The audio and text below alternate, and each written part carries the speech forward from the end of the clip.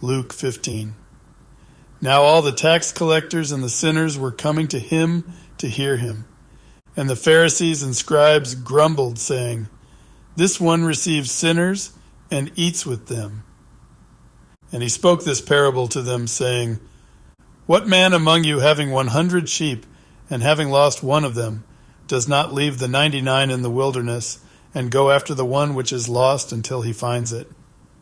And having found it, he lays it on his shoulders, rejoicing. And having come home, he calls together his friends and neighbors, saying to them, 'Rejoice with me, for I have found my sheep, which was lost.' I say to you that in the same way there shall be more joy in the heaven over one sinner repenting than over 99 obedient ones who need no repentance. Or what woman, having 10 silver coins, if she loses one coin, does not light a lamp and sweep the house, and seek diligently till she finds it? And having found it, she calls friends and neighbors together, saying, 'Rejoice with me, for I have found the coin which I lost.' I say to you, in the same way there is joy in the presence of the messengers of Elohim over one sinner repenting." And he said, "A certain man had 2 sons, and the younger of them said to his father, 'Father, give me the portion of goods falling to me.' And he divided his wealth between them. And not many days after, the younger son, having gathered all together, went away to a distant country, and there wasted his goods with loose living.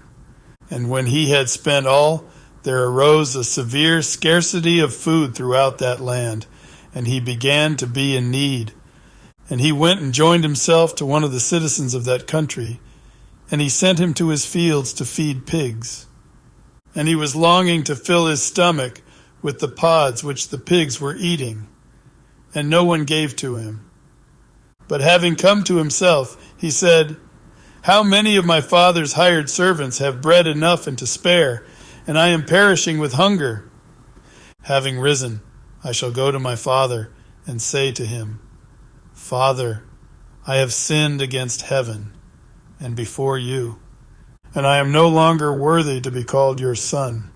Make me like one of your hired servants.' And having risen, he went to his father. And while he was still a long way off, his father saw him and was moved with compassion, and ran and fell on his neck and kissed him. And the son said to him, 'Father, I have sinned against heaven and before you, and I am no longer worthy to be called your son.'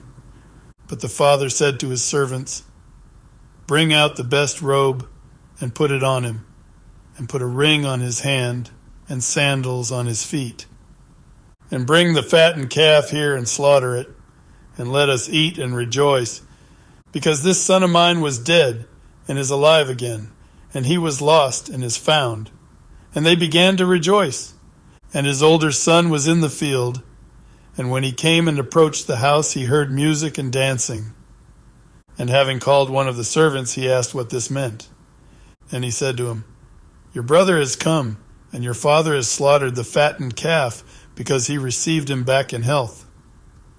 And he was angry and would not go in. So his father came out and pleaded with him.